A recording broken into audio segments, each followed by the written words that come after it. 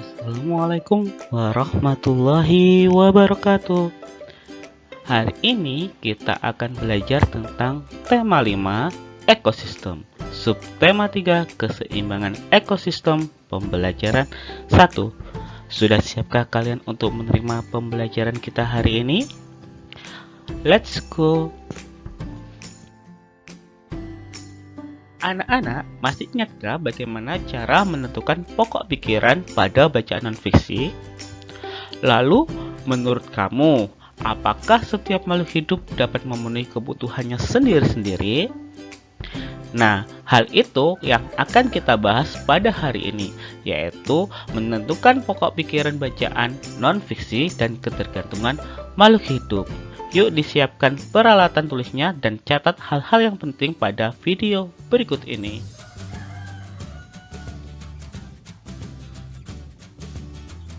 Sekarang perhatikan gambar-gambar berikut ini.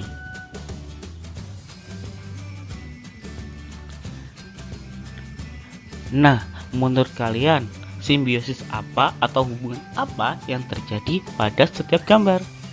Yuk kita telaah satu persatu.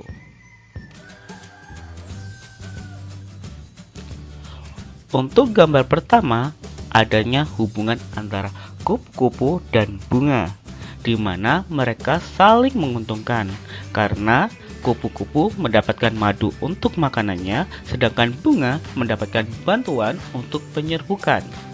Hubungan ini disebut dengan simbiosis mutualisme.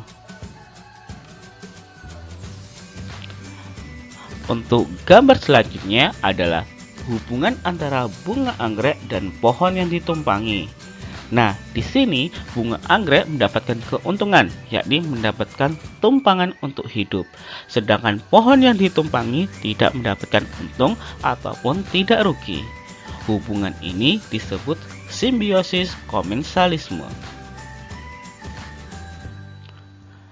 Sedangkan pada gambar terakhir yaitu adanya hubungan antara nyamuk dan manusia. Nyamuk mendapatkan keuntungan, yakni mendapatkan makanan berupa darah manusia. Sedangkan manusia mendapatkan kerugian, yakni darah terhisap dan timbul gatal-gatal. Hubungan seperti ini disebut simbiosis parasitisme. Nah, dari ketiga gambar tersebut kita dapat mengetahui bahwa simbiosis itu terbagi menjadi 3, yaitu simbiosis mutualisme di mana kedua pihak diuntungkan, yang kedua simbiosis komensalisme di mana satu diuntungkan dan yang lain tidak untung ataupun tidak rugi. Yang ketiga simbiosis parasitisme di mana satu untung dan yang lain dirugikan. Untuk contoh-contoh yang lain dapat kalian peroleh dari buku pena dan Google ya.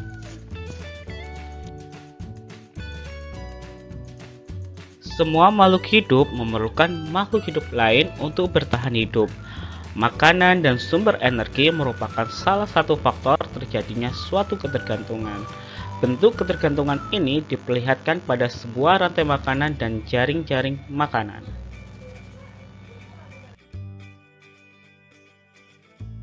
Bagaimana peran rantai makanan dan jaring-jaring makanan bagi kelangsungan hidup pada ekosistem? Mari kita simak bacaan berikut ini, sambil kalian buka LKPD kalian masing-masing. Rantai makanan dan jaring-jaring makanan. Kebergantungan antar makhluk hidup dan lingkungannya menjadi bagian dari kehidupan di dalam sebuah ekosistem. Tumbuhan mendapatkan energi dari matahari. Hewan mendapatkan energi dari tumbuhan atau hewan lain yang memakan tumbuhan. Tumbuhan berhijau daun mampu membuat makanan sendiri. Makhluk hidup yang dapat membuat makanan sendiri disebut produsen. Banyak jenis makhluk hidup yang tidak dapat membuat makanan sendiri. Mereka mendapatkan energi dari makanan yang mereka makan. Makhluk hidup yang memakan makanan tanpa bisa membuat sendiri disebut dengan konsumen. Beberapa jenis konsumen memakan tumbuhan. Konsumen ini dinamakan dengan herbivore. Konsumen yang memakan hewan sebagai sumber energinya dinamakan karnivora. Ada juga konsumen yang memakan baik tumbuhan maupun hewan yang dinamakan dengan omnivora. Energi mengalir dari satu makhluk hidup ke makhluk hidup lain di dalam rantai makanan. Rantai makanan adalah hubungan yang khas antara sekelompok produsen dan konsumen. Konsumen memakan produsen. Produsen melepaskan energi kepada konsumen. Konsumen itu lalu menjadi mangsa konsumen yang lain. Mangsa adalah semua hewan yang diburu untuk dimakan oleh hewan lain. Dengan demikian, mangsa akan melepaskan energinya kepada pemangsa. Pemangsa atau predator adalah konsumen yang berburu makanan. Jadi, energi dialirkan dari produsen kepada konsumen di dalam rantai makanan. Di dalam sebuah ekosistem terdapat hubungan antara beberapa rantai makanan. Suatu jenis hewan dapat terlibat dalam beberapa rantai makanan. Demikian juga dengan produsen. Kumpulan dari beberapa rantai makanan di dalam sebuah ekosistem disebut dengan jaring-jaring makanan. Di dalam jaring-jaring makanan, jumlah hewan yang terlibat makin banyak, dan energi yang mengalir juga makin kompleks. Pada jaring-jaring makanan dimungkinkan terjadi persaingan antar makhluk hidup, baik di dalam rantai makanan maupun di dalam jaring-jaring makanan. Setiap komponen yang ada di dalam jaring-jaring makanan saling mempengaruhi satu dengan yang lain. Setelah kita membaca bacaan tadi, nah sekarang waktu kita untuk mencari kosakata baru dan mencari artinya pada KBBI, yaitu Kamus Besar Bahasa Indonesia. Setelah itu kita akan mencari ide pokok setiap paragraf. Berikut adalah beberapa kosakata baru pada bacaan yang telah kalian baca tadi. Antara lain ekosistem, energi, produsen, konsumen, herbivora, karnivora, dan omnivora. Untuk selebihnya kalian bisa mencarinya sendiri dan mencari arti katanya tersebut pada KBBI atau Google yang ada di HP kalian. Nah, sekarang dalam setiap paragraf pasti terdapat satu ide pokok. Ide pokok memiliki banyak nama, bisa gagasan pokok, gagasan utama, kalimat utama. Ide pokok biasanya terletak di awal atau akhir atau tengah paragraf. Nah, dari bacaan tadi yang terdiri dari 3 paragraf, mari kita analisa satu persatu paragraf pada bacaan tersebut.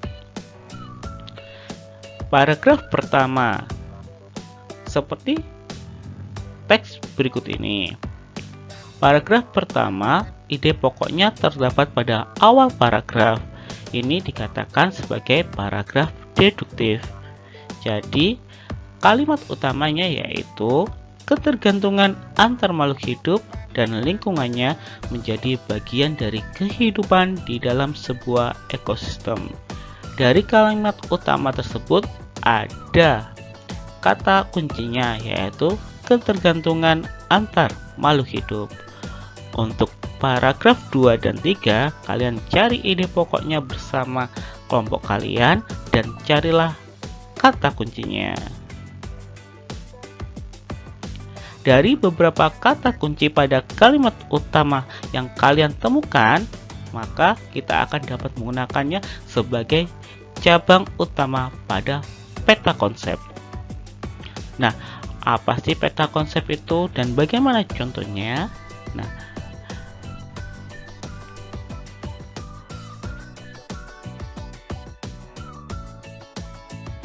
ini adalah salah satu contoh peta konsep dari ide pokok yang kita temukan tadi. Oke, tugas kalian bersama kelompok kalian yaitu buatlah peta konsep dari ide pokok yang kalian temukan pada bacaan yang telah kita bahas tadi. Dari bacaan tadi, ada kesimpulan yaitu jaring-jaring makanan adalah kumpulan dari beberapa rantai makanan di dalam sebuah ekosistem.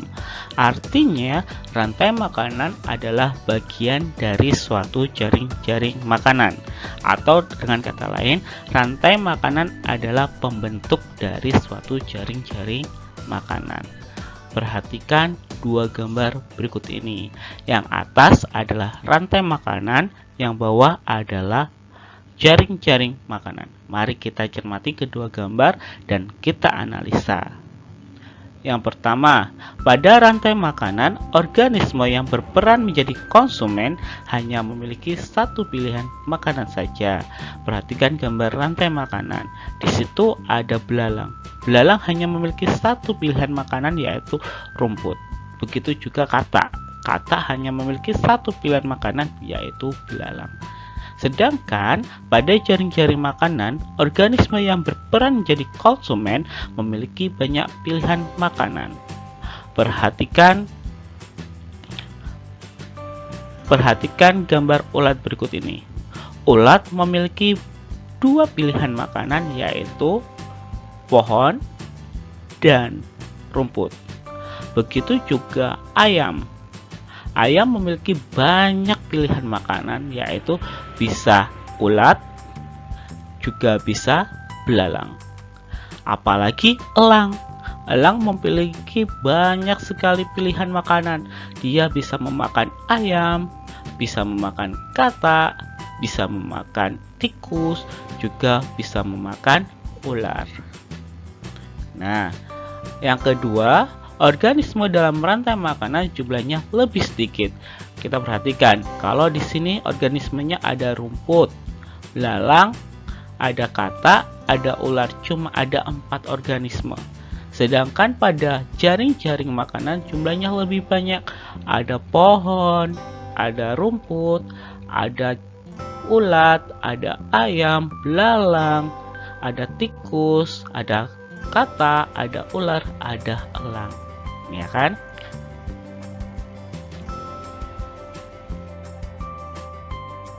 Anak-anak, sekarang kita akan analisa jaring-jaring makanan. Dari pengertian tadi, jaring-jaring makanan itu kan terbentuk dari beberapa rantai makanan. Nah, apakah kalian bisa menyebutkan beberapa rantai makanan yang terbentuk dari gambar ini? Pasti anak-anak Ustadz bisa dong menyebutkannya. Kita sebut satu persatu yuk. Yang pertama, kita mulai dari rumput. Rumput nanti akan dimakan ulat. Ulat dimakan ayam. Ayam dimakan elang. Selanjutnya, rumput dimakan ulat. Ulat dimakan ayam. Tetapi di sini ayam tidak langsung dimakan elang, tapi dia dimakan ular. Ular dimakan elang. Dari sini sudah terlihat ada 2. Kita ulang lagi.